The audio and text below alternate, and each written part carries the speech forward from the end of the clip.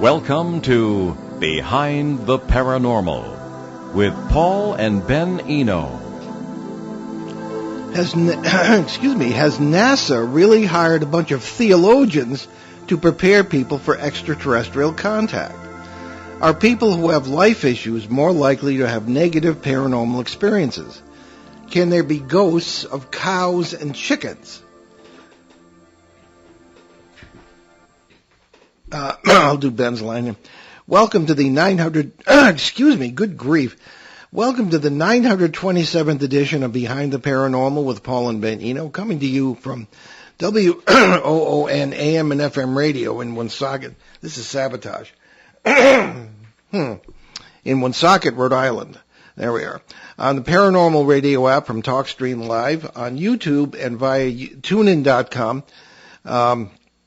Those are some important questions for our open line show today. Our distinguished guest, who was scheduled, the renowned Tom Dongo, had to reschedule, so we will bring you an impromptu open line show today. First of all, a very happy new year, I think, to all our great listeners. 2022, what could go wrong? Wish everyone the best for this year. Let's try and make it a good one. We always have plenty of listener questions, however, so let's get started here. Now, we had a slew of questions about the headline that has been around for the last week or so about NASA, the National Aeronautics and Space Administration, hiring, quote-unquote hiring, 24 theologians in order to study public reaction to the revelation of extraterrestrial life and what the result could be and what they should do about it. Okay, now let's put that in perspective. Ben, can I have those notes, please? Yes. Thank you. Okay. Now, this is nothing new. In 2014, NASA gave 1.1 million beans to a group called the Center of Theological Inquiry, or CTI, at Princeton University in New Jersey. Now, CTI, which has existed since 1978, tends to do a number of things. It sets up various think tanks. Their big one at the moment is religion and the environment. And again, in 2014, NASA was interested in this. And I don't know, Ben, it's nothing new. They have not disappeared into some secret underground base to contemplate the theological implications of ETs. What they are doing or will be doing or have been doing is to simply consider the question of extraterrestrial life and what many of the things we've discussed on this show, and we were on Meanwhile Here on Earth with Peter Robbins, our good friend, to discuss this with a couple of theologians. What does it mean if they suddenly reveal that there is extraterrestrial life? Will it wreck people's religious beliefs? Well, I don't know. My thought on that is no. First of all, people's religious beliefs are all over the map. I don't. The CTI tends to be rather left wing. I don't know if they have any evangelical people involved or any Orthodox clergy involved or theologians, because the evangelicals, and I love many of them. I have relatives who are evangelicals. They will always think that aliens are demons, whatever that may mean.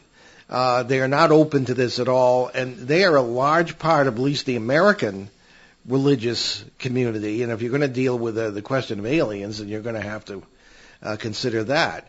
So it's not going to wreck their religious beliefs. They'll just deny it.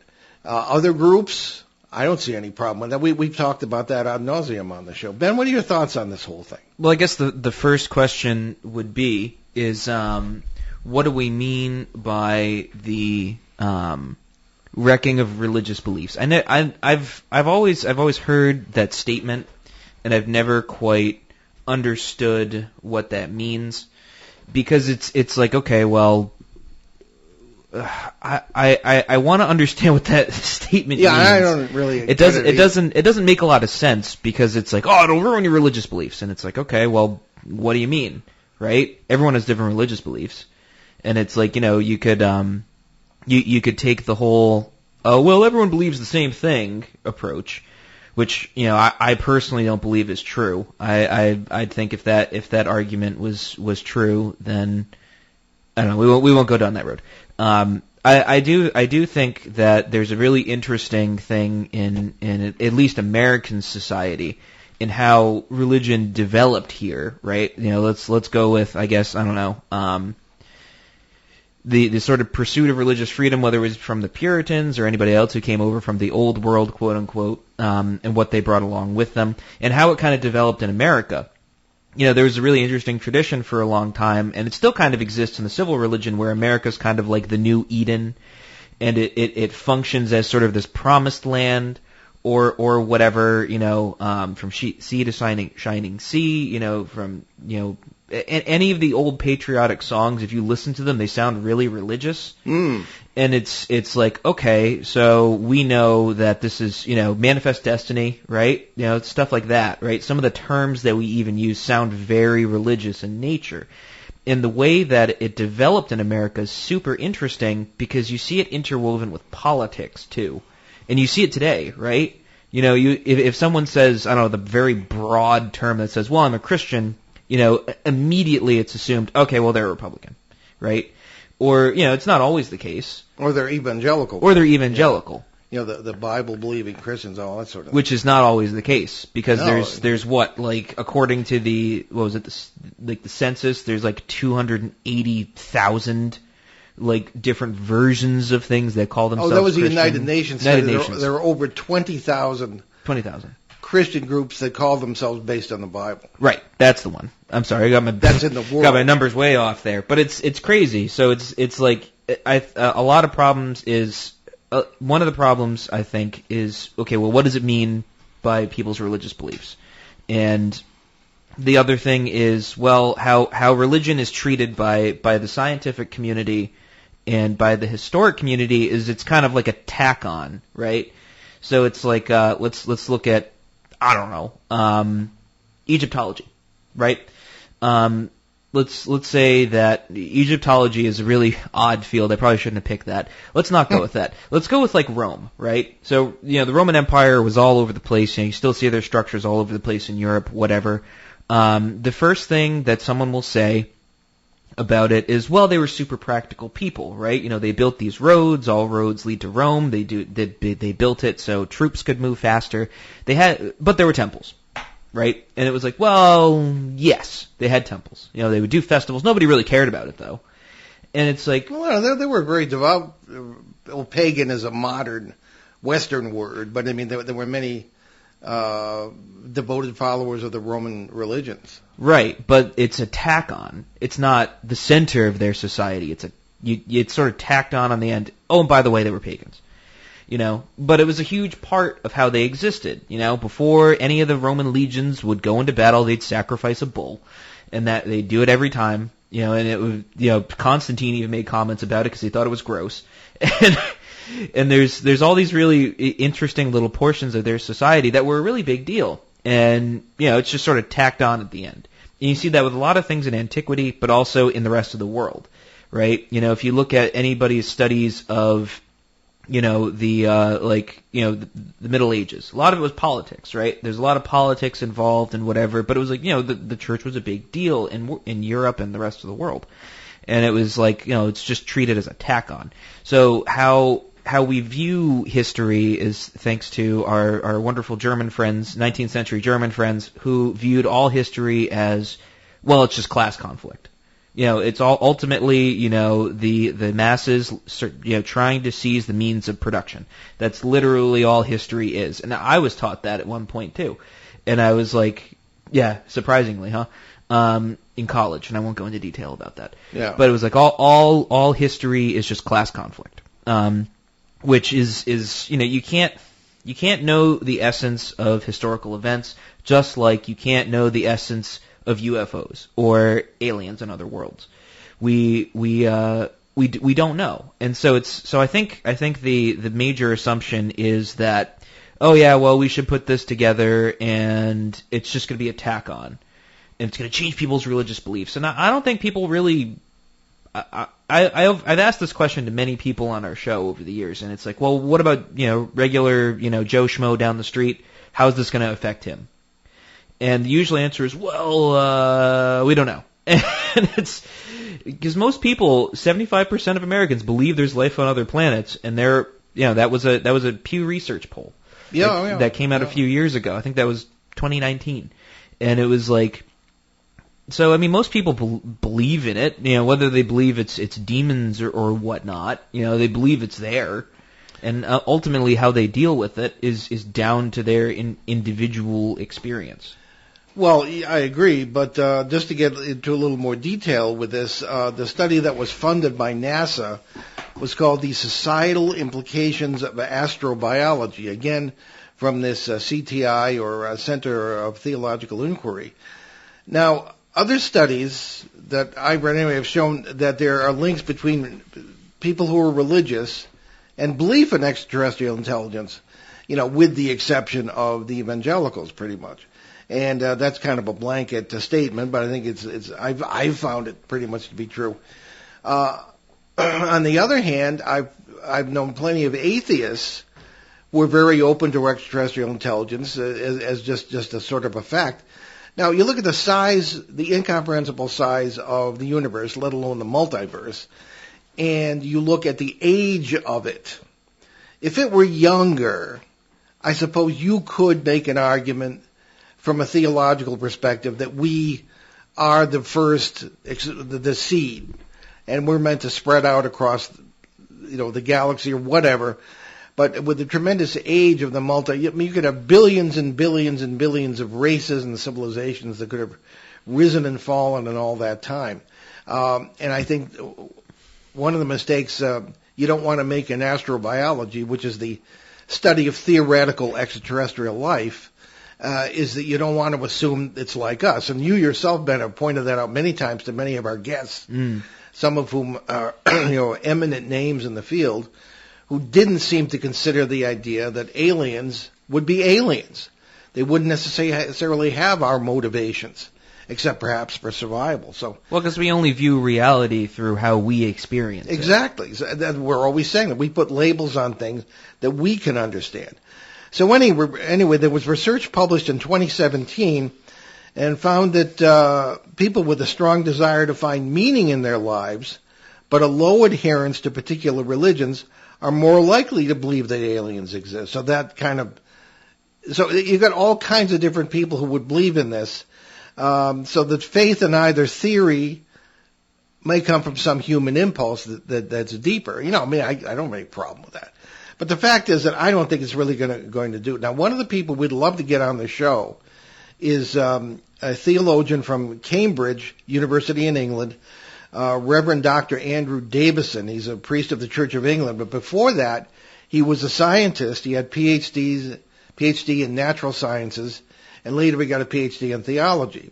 So you'd think he's kind of the perfect guy to be recruited by CTI, and he has been.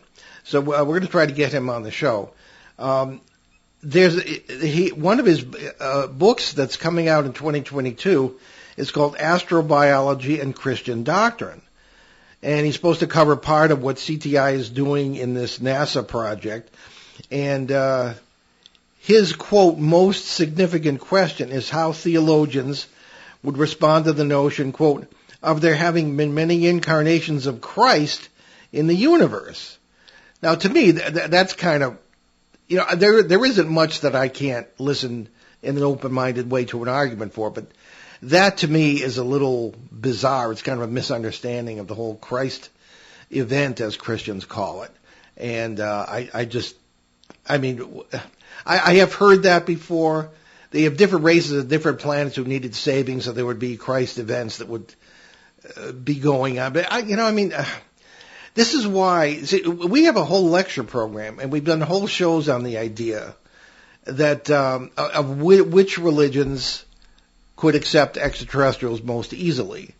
And oddly enough, we find that the two groups that have been in each other's throats for thousands of years, the Muslims and the Orthodox Christians, are the ones who could most easily accept extraterrestrials into their numbers. because the Orthodox don't have this black spot theory of original sin that Catholics and Protestants have. So you wouldn't need to be baptized. And this is all from the argumentative points of their theology.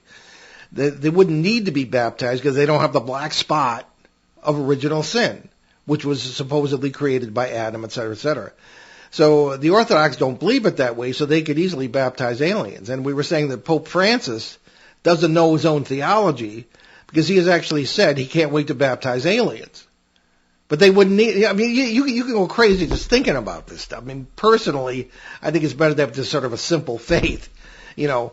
But I think we're going to have to sort of stay on this, and we had tons of people writing questions about this for this open line show. That is why we're talking. So now we have a background. Well, we do, yeah, and we will continue to cover this as it goes. And I'm trying to find out who the 24 theologians are and get some of them on the show. I suspect that I know one of the rabbis who's involved. So we'll just take it from here on that. Indeed we shall. Okay, so let's move on to Haley from Huddle Mills, North Carolina. Yes, and Haley writes to us, I hope you guys don't think I'm crazy. I think my parents do. But we had a small fire last week in our barn and chicken coop, and a cow and some chickens died. I'm very sorry to hear that. Luckily, the fire didn't spread and the rest of the property and animals are okay. Well, that's good. But I swear that I still hear the cows and those chickens. It can be all hours of the day and night. My parents say they don't hear anything. But the other animals won't go near where those others died. Have you even run into this kind of thing before? If you have, I would sleep easier. Yeah, isn't that interesting? This is not new to us. Yes, we have heard of things like that, Haley, actually many times. And there seems to me to be many examples of pet ghosts, if you will, or animal ghosts in general.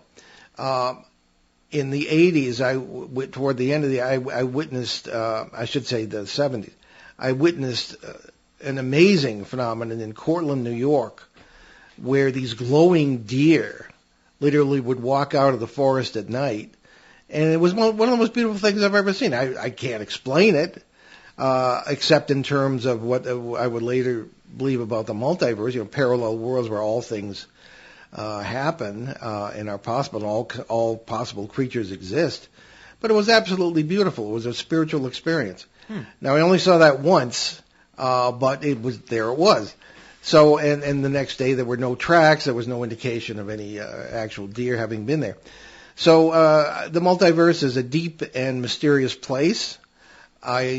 What we would say, if that's the explanation, and if what you say is the full story, that when the animals unfortunately were killed in the fire, there were many worlds close in the world family where they did not get killed in the fire. So in our areas of overlap and overwash and other terms we've actually had to invent to talk about this stuff, you may very well have that going on, and you're aware of worlds where that never happened. We've also talked a lot on the show about phenomena that are witnessed in the same time and place, excuse me, by some people, but not by others who were there too. So there is certainly a personal component in the perception of all these things. Ben, any thoughts on that? Well, I mean, I guess anything is possible. It is. Well, I think it's like one of those sort of tragic events that kind of puts a huge dent in space time, I guess. So it sticks around. Yeah. I mean, I've encountered spooky things with animals. There was one time I was driving down with a buddy of mine. It was like one or two. It must have been like midnight, 1 in the morning, something like that. I was on Route 7, going down towards Smithfield. That's here in Rhode Island. Yeah. And I remember it was a wicked foggy night, and there was a little dog that was just standing like on the side of the road. No owner, no nothing. It was just kind of this dog just standing there. And I was like, that's kind of weird. And we were kind of driving a little slow because we didn't want to hit it. And it just kind of like stood there and watched us, but then it started following our car. I mean, it could be anything. I remember you telling me about that. Yeah, it could be anything. But it could have been a dog just running around. But it was just kind of weird because, didn't see a collar, didn't bother to stop. I kind of was like, that's kind of weird. I don't want to be around for that. And I mean, I don't know. It's like, it's probably one of those things. I'd be curious if there was like some like sort of mineral deposits or anything like that. North Carolina is kind of a hilly country. I actually don't know where Hurdle Mills is. Yeah, I don't either. There. I should have looked it up. Not really. Whether it's in the mountains or in the eastern plains. Yeah. Yeah, I would be curious to know where it was and what the water levels were and anything like that, because kind of like all the ducks line up. Whether it's something material or something else like that kind of lends to this sort of experience kind of happening, you know what I mean? Yeah, because also the intent of the question may have been to discern our opinion on whether these are the spirits of these animals that died. We don't really look at it that way. We don't even think the ghosts of people are necessarily they're remnants somehow. We think that it's far more likely that you're dealing with what I said before, looking across the membranes or hearing or sensing across the membranes of parallel worlds. Membrane is actually a term from physics, and that the actual animals are you're hearing them in world or worlds where they never perished in a fire. So that's good if it's true, and we think it is. Indeed. So that's probably the best way we can answer that. But keep us posted on that, please, Haley, and take a few pictures, see if you can get anything there, and I'd like to know more about what your parents, whether they see this or hear this at any point. Also, any other things that may be happening around, because as Ben said, if you have geotechnic factors that feed the possibilities for interworld contact, you may have other quote-unquote paranormal things going on there. So truly. Yeah. So what do you have next there, Ben? So next we have Bud from... forgive me if I mispronounce this. Texarkana, Arkansas. Texarkana. Yeah. Wow, geez. This is a good one. My inner Connecticut person coming out. Did you guys hear about the rain of fish we had here on Wednesday, December 29th? I saw it myself and can send you some pictures. Completely crazy. What could cause something like that? Multiverse overlaps? ? Well, Bud, that's obviously you are a faithful listener to the show because you know about that stuff. But we'd love to see photos that you have. That I have seen photos. I did hear about this, and it's probably one of the weirdest things that happens in the paranormal realm or the Fortean realm, Fortean, named after Charles Fort, who was a fellow who of American birth, but he had just enough money to live on that he could spend most of his time in the British Museum researching weird phenomena that he was interested in. And so I think that this was well documented in many cases. Can I see that, please? Because I have some notes on it. Oh, I'm sorry. Do you? Oh, no, the other one. Oh, this one. Yeah, I'll give it back. Don't worry. So sorry. But there have been many documented examples of literally fish falling from the sky, toads, frogs. That even happened over London in 1838. Turtles, ants, worms, and some of these creatures were still alive when they hit the ground. Grain, stones, unidentified substances, chemical substances, sometimes along with snow. There's a biblical precedent, even Exodus 16 talks about the manna falling from heaven, which nobody really knows what it was, but had the Ark of the Covenant not been lost, supposedly some of the manna that was kept in there, along with the original tablets of the Ten Commandments, et cetera, et cetera. So whatever that was, we don't really know. But in Exodus, it says that people had to gather just the right amount, or they'd get zapped because they didn't obey. Now that's understandable. And on Fridays, the day before the Sabbath, they would gather twice as much, so they didn't have to go gathering it on the Sabbath. So that was the manna in the desert. And supposedly there are many other examples of things falling from the sky, either good or bad. Rocks would not be good. I can't imagine that would be too safe. However, fish and frogs and toads and stuff, well documented here and there. Now the question is, how would that happen? There could be a paranormal explanation, as Bud suggests, with perhaps a multiversal kind of stuff going on. The energy's there. One of the earliest theories that is quite plausible is that tornadoes and water spouts would pick up populations of fish and frogs and just drop them on the land. Now, I've actually heard of, I actually know someone who witnessed this.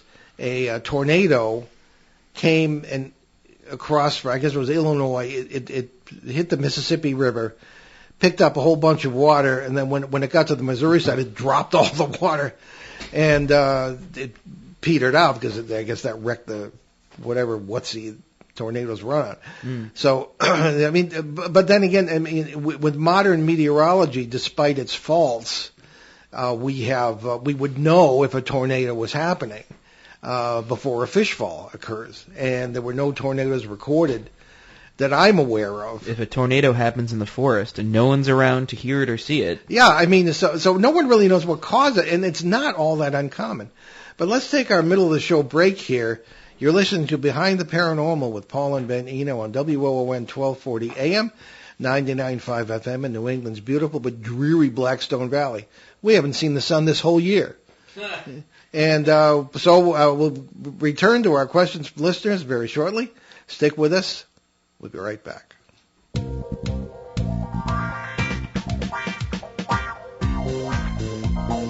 The night is alive. Join us and take a walk on the weird side when you tune in to The Kingdom of Nye, hosted by Heather Wade, the finest in late night talk. Listen live free weeknights starting at 9 p.m. Pacific time at thekingdomofnye.com, talkstreamlive.com, and the Paranormal Radio app. Wanna take a ride? Local and live at 99.5 FM. And welcome back to Behind the Paranormal on WOON AM and FM here in Northern Rhode Island on the second day of 2022. We're doing open lines today. And just to finish up the idea of the fish fall that occurred in Texarkana, Texas. Well, Texarkana is half the town's in Arkansas, half the town's in Texas. Hence the name Texarkana, right? Yeah. And really fascinating stuff. So, but short of the tornado idea, there have been mixed creature falls from the sky, but it's much more common of just one species. So if a tornado was going over a river or a pond or a lake, why would it only pick up one species of fish? Yeah, that is kind of weird. Or frog or toad or whatever. So there is an enduring mystery to this, and as I say, Charles Fort from the early 20th century really spent a lot of time documenting these things, and his probably the good reference book for this would be the cheerily named Book of the Damned by Charles Fort, and it has a lot of these examples in it. And he was very careful in his research, as far as anybody can tell. So there we are, a fish falling from the sky and hitting people on the head. I've actually heard of people. There was a fish fall in England, and people actually cooked them and ate them. I was going to say you could have a fish fry. Yeah, I mean, so it's good, I suppose. Anyway, here's dear old Peter from Bogota, who's going to be on the show with us next week as a co-host. And we're doing this ourselves because we didn't expect any. It was last-minute open line. So, indeed. What does Peter have for us this week? It's not like we have any shortage of questions. Peter writes to us, Nick Redfern on your show suggested that weather may play a part in time slips. Specifically, he said either white or green fog was seen in such cases. In your often mentioned land surveyor's case, what was the weather? Was there fog present? Has anyone gone back there more recently? Okay, well, I'm sure people have, since that happened in 1975. That in a way kind of transitions from the last question. It does. Because the fish falls, et cetera, could be weather-related. At least that's one of the thoughts. It's true. So be that as it may, the background of the case that Peter was referring to was in 1975. I was in Vermont visiting a seminary classmate, and we were sitting on his porch, and two fellows drove up in a pickup truck, and they turned out to be surveyors who worked together, and they wanted to see me because they had a really weird case of something you'd call it, I guess, a time slip or a disappearing building that had happened to them down in Johnson, Vermont. And that's documented in my book of Footsteps in the Attic. And they took me down there the next day. And what happened was they had been walking in preparation for a survey of a large tract of land owned by a farmer. And they had been coming down a hill. And they had been relying on the U.S. Geodetic Survey maps, which have the buildings actually in little block form. Even at the time, they would have them on the map. And they saw one that was not on the map. It was down at the bottom of a hill by a dirt road, and it looked like an old farmhouse. It had never been painted. There were clothes hanging on a clothesline, but there were no wires running to it. There were no cars in the yard, nothing you'd expect to see at a rural household. And they got down to the road, and a man was walking around the corner of the house with an axe over his shoulder. He looked very, Grizzly Adams, rugged type guy. And they called to him. They wanted to know where his property lines were. And he acted as though he heard something, but he couldn't quite place what he was hearing. And he kind of looked around and as if he didn't even see them. So they were kind of creeped out by this time. And I remember one of the fellows saying that there are still some pretty strange people who live in these hills. So they retreated. And then when they came back to do the actual survey, it was like 2 days later, the house was gone. There was evidence of a very, very old fire that may have taken place. There were even plants around it, like old fire sites. And they were always the surveyors are always in town halls, looking for records and deeds and all this sort of property lines and all that business. And the fellow who was in the Johnson town happened to run into a record of a house that had burned down. I think it might have been in the newspaper or something that burned down in 1910 on that spot.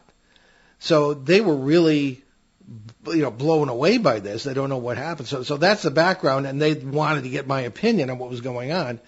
And at this point, I really hadn't arrived at the multiverse idea yet because everything I was seeing didn't fit the old dead people kind of ghost spiritual thing that everybody believed, and I was working on some new ideas, and this was one of the things that helped push me toward some other ideas other than spiritualist ideas on what was really going on in this. So the weather, I did ask them that. The weather was clear. There was nothing going. It wasn't even very windy, and I was there with them, and it was still clear because I didn't have that same experience. But I know what Peter is referring to because there are examples. There was one example of a family driving a car. This is in the 1970s. Drove a car into a fog in Virginia, and they were going on vacation. And all of a sudden, they came out of the fog like 10 minutes later, and they were in Georgia, and all the paint had been stripped off the car.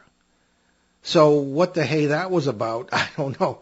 But there are many examples of people literally disappearing and appearing somewhere else, and of apparent time slips that have happened in weird weather conditions. But and not in the case of this Vermont house, as far as I'm aware. And as I say, I asked them about that, and I myself didn't run into any strange weather. So but it's a good point, Peter. Ben? I mean, it makes me think of, I don't know, it makes me wonder if it's fog at all. Maybe it's not fog. Maybe it's something else. Maybe it's like, electrically charged air molecules or something. Yeah, plasma. Which would be plasma. I don't know. It makes you wonder because if it has a lot to do with electromagnetics in the material sense, then perhaps it might not be fog at all, which is why you have cases where, it's not always consistent. I think the problem is it's not always consistent And Right. that's the big problem, is trying to find parallels between things and say, okay, well, this happened here and this happened here, therefore this must be the reason. But yet you have cases like the land surveyors where it's like, okay, well, there was no fog, it was a clear day. So it's like, okay, well, there's no, there's no consistency. So it makes you wonder, okay, well, what are the factors that make it consistent? And I think that's the problem, is there's a hard time with anything in the study of this particular realm where there's not a lot of consistency. You're right, yeah. Well, for example, one of the most bizarre cases that I remember from the 80s was a group of people jogging in England, and I spoke with them. And the fellow who was there were 5 of them, and the fellow who was in front suddenly tripped, and there was nothing for him to trip over. He just tripped, and this is on a rural road, and he fell forward and disappeared, and he was never found. It was a perfectly clear day, little breezy, but nothing, spectacular, and again, not foggy or anything of that kind. Now, speaking of the fog. Plasma, that's a good point, Ben. Plasma can look like fog. We have photographs of that.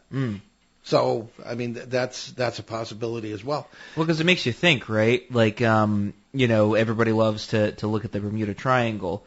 And it's like, you have yeah, all... I've been there. Right, exactly. Where you have all these weird things happening, or maybe not so weird, maybe just stuff that just kind of happens, like, fighter jets flying through, and then all of a sudden this dense fog appears, and then they disappear completely. Or you have, ghost ships or something like that where they tend to appear out of a fog. But is it fog is the question. Well, that's a perfect example of what you just said, the cases from there. Now, when I was there, that was 1984, it was very weird weather, okay? There are strange magnetic conditions. I was in the line of duty. I was in the Coast Guard, one of the large ships. We were deployed after the Grenada thing had happened. Grenada invasion happened in '83. We were deployed in '84 at the end of that to kind of see what there was to see. And I was on the bridge of the ship, and the quartermaster, who was the one who kept the ship on course, said, "Wow, look at this." They really used a little more colorful phrase than that, but. The huge ship's compass was spinning, and it only lasted for a second. But the captain, who had a lot of experience, obviously, because he really wouldn't have been the captain if he didn't, said, "Oh, that'll land in just a second," and it did. But you still had a U.S. warship with no navigation for a few seconds, which even in a few seconds that can make that makes a huge difference. It could be a real danger for any vessel. Yeah. But with no fog, it just happened. But magnetic anomalies are not unknown at all in the areas like that. Now, one of the things with the Bermuda Triangle, things disappear, things appear, this happens, that happens. But it is one of the most traveled shipping lanes in the world. Everything is in there. Simply the planes flying in and out of Miami from Europe or South America, every which where, have to pretty much go through that.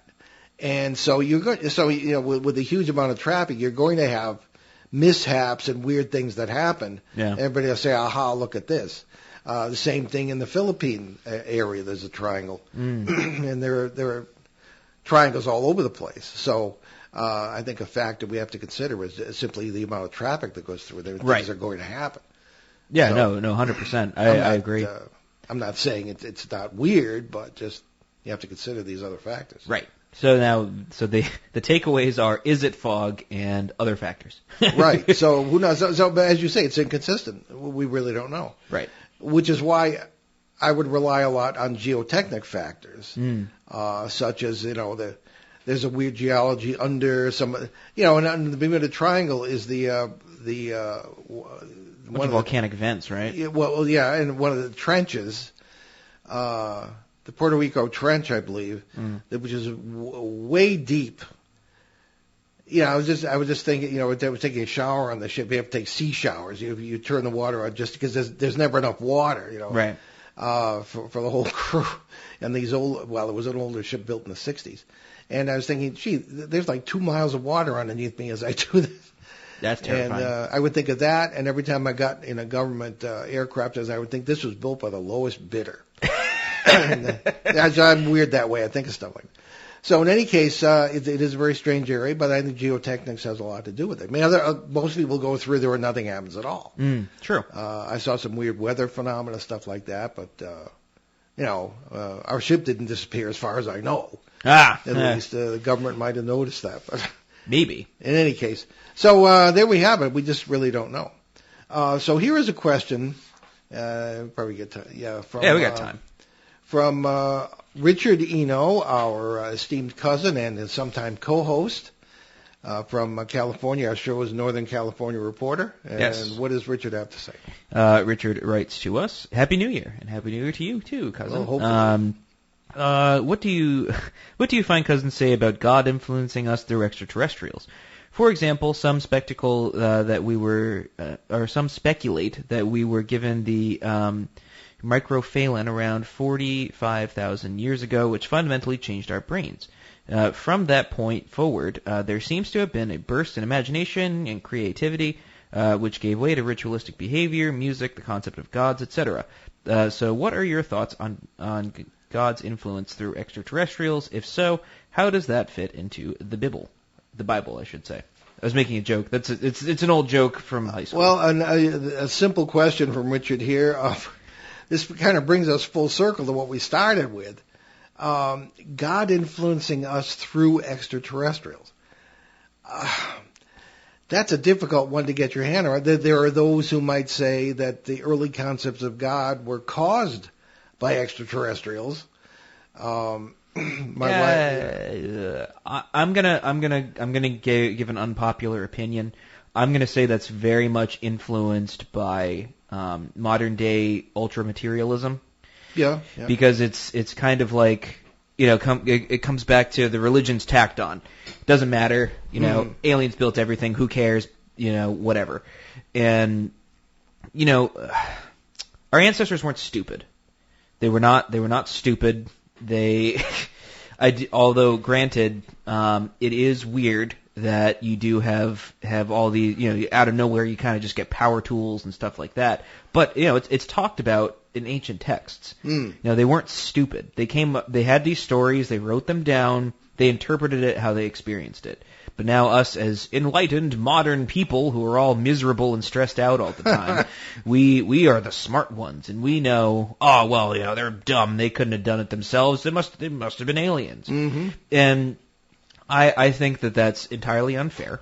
I do think that there are forces that, exist in the world that have influenced us, because everything influences us, right? Everything from our environment, regardless of human beings involved with it or not, or even our thoughts, everything influences us. If you want to say extraterrestrials, right? Yeah, I like that he's being specific, and he's not saying, well, something influenced us. He picked extraterrestrials specifically. We'd have to go back to two fundamental assumptions, right? So one would be, we'd have to go under the assumption that, okay, well, extraterrestrials exist and they visit us. Okay. Then the second one would be that, humans wouldn't have gotten here today without them. Evolution and all that stuff. The problem is we don't know.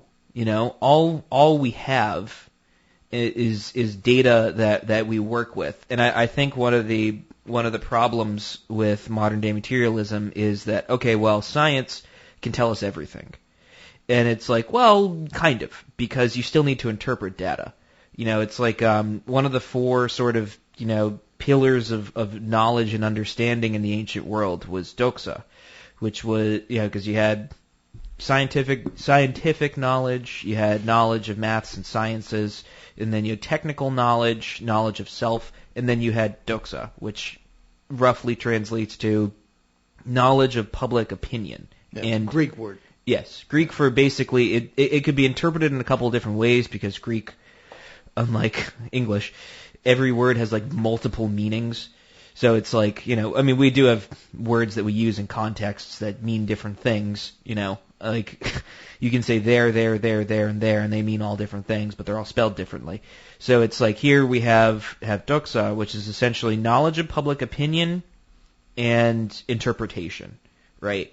So it's like you can get all this data, you can say, okay, well, X amount of people like coffee, X amount of people don't like coffee. So you have that data, right? So it's like, okay, X amount of people, well, let's not go with like, they drink coffee. X amount of people don't drink coffee. Okay, so we have that. And we have, okay, well, X amount of people, have experienced benefits. Here's the data from said benefits, regular heart rate, blah, blah, blah, blah. And we're given all this data, right? But the problem is we're given all this raw data and we still have to interpret it. And how do we get our interpretations? Through our opinions. So we take the data that we have and then we interpret. And it's like, unfortunately, when you say that there's a knowledge of public opinion, people say, well, it's just subjective, it's opinion, it doesn't matter. And it's like, well, it does, because we're interpreting it. Because there is data, yeah, there's concrete data, we know it's there, but the problem is it needs to be interpreted. So my very roundabout point is this, is that we have very, very, very, very, very, very, very, very little data, because we don't know the essence of events that happened. Well, I think the essence, too, of Richard's question is theoretical, and we have to define our terms, as we always say. Right. What do you mean by extraterrestrials? I mean, people from other planets, non-people from other planets, from parallel worlds, both, neither. Does it have to be planets? Yeah, I mean, that's the thing. Now, there's that, and there's the question about God influencing us through extraterrestrials. What do you mean by God? I mean, if you ask anybody, they're going to have different, some old man with a beard sitting in the sky. I mean, somehow it's always the sky gods. I find that fascinating. But nevertheless, what do you mean, he, she, it, or them, and none of the above? But however, I think with the typical human belief would be perhaps in a personal God, who cares, regardless of what his or her or whatever essence is, and could this being influence us through extraterrestrials? Well, theologically, everything has to do with God. Even in the sort of two-dimensional Thomistic approach that the West takes, you would have, you have the first cause, they would, St. Thomas Aquinas would prove the existence of God by saying things like, well, something had to set everything in motion. You have a first cause. Of course, that raises other questions, because quantum mechanics, with what it has done to time, has kind of blown that all out of the water, but provided evidence for God in other ways. So, I mean, you don't even know, as I say, you go crazy just thinking about this stuff. But yeah, I mean, from a common, ordinary point of view, theologically, I would say, sure, God could influence us. It does through everything, including extraterrestrials, if they really are extraterrestrials. And he mentions the microcephalon incident about 45,000 years ago. Well, certainly, and we've mentioned this many times on the show, in 2004, when they finally mapped the human genome, there were 223 genes that should not have been there if our normal understanding of human development and evolution, etc., is correct. Where did they come from? Did somebody mess with us in a good way or a bad way? And I think that our experience of the multiverse is that we're not isolated in this world or any other world, but that there are influences and energies and sometimes beings that go back and forth. It's an open system. So yeah, somebody might have messed with it. We just don't know. There's circumstantial evidence something like that happened. So yeah, I mean, certainly from as far as it can go, yeah, I think I'd answer yes to Rick's question. But I mean, there are all kinds of caveats and possible other meanings that would have to be included there. So, I mean, the burst of imagination and creativity. Why is it that 8,000 years ago, it seemed like 1 week the ancestors of the Sumerians were hunter-gatherers, and then a month later they were lawyers and doctors and sophisticated agriculturalists. And I mean, what's that about? How did that happen? Yeah, that's a good question. But in my books, I talk about parasite influence as well. And to me, they're aliens, although not in the common sense of the word. Demons is what they're known as in folklore, and they fill that bill. So it's complicated, I think. So it is true. It's not a simple yes or no, unfortunately. Yeah. It's so I mean, I'll take 20 seconds to very very quickly just say I think it's important to keep in mind that for whatever reason, if that did happen, we're gonna put a little asterisk on it, that it happened already, and there's not much we can do about it. It's well, all I can suggest is that people, I don't mean to do a sales pitch here, but if you want to know about this, we deal with this in our 2016 book, Behind the Paranormal, Everything You Know Is Wrong, from Schiffer Books. It's in bookstores still, and it's selling pretty consistently, from what I understand. And it's also available on Amazon, et cetera, et cetera. It's Behind the Paranormal, Everything You Know Is Wrong by Paul and Ben Eno. So we deal with this in there, so for what it's worth. So thank you to everyone who wrote in questions, and we will put the ones we didn't get to until next week. And let's start with our announcements.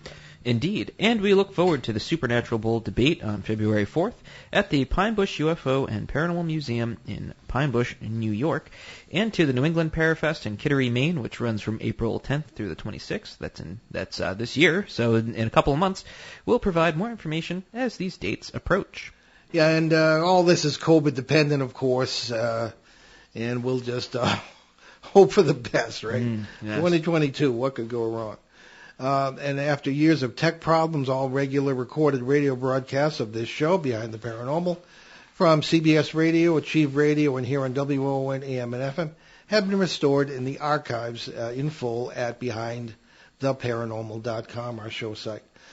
We also fully restored the Return to Rendlesham series from 2010 to 2011 from CBS Radio and all related shows, along with the Achieve Radio monthly 2-hour specials from 2009.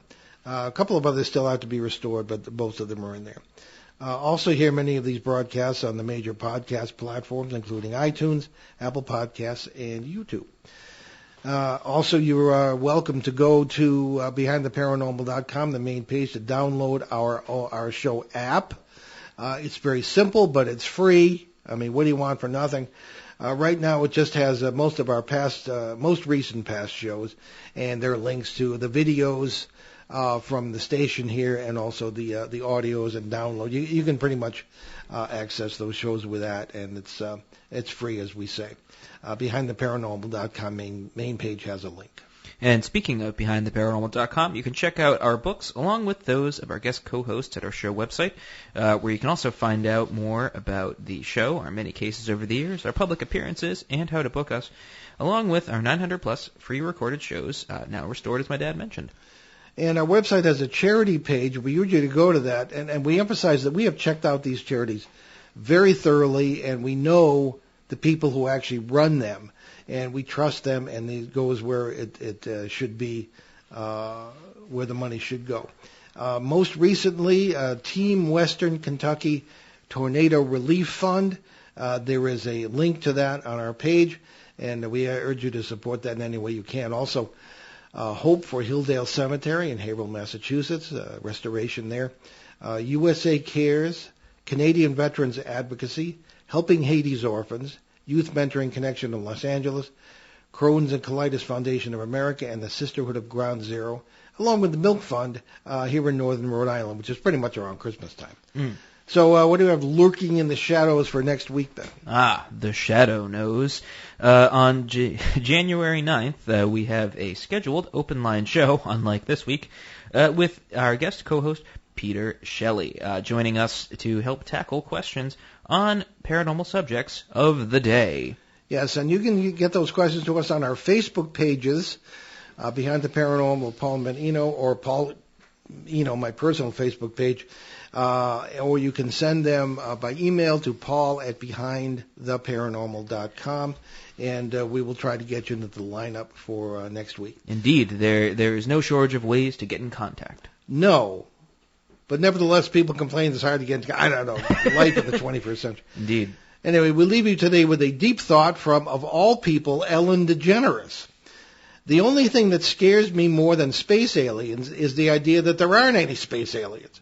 We can't be the best that creation has to offer. Anyway, I'm Paul Eno. And I'm Ben Eno. And thanks for joining us on our great cosmic journey. And we shall see you next time on Behind the Paranormal. Return to this radio frequency 167 hours from now for another edition of Behind the Paranormal with Paul and Ben Eno.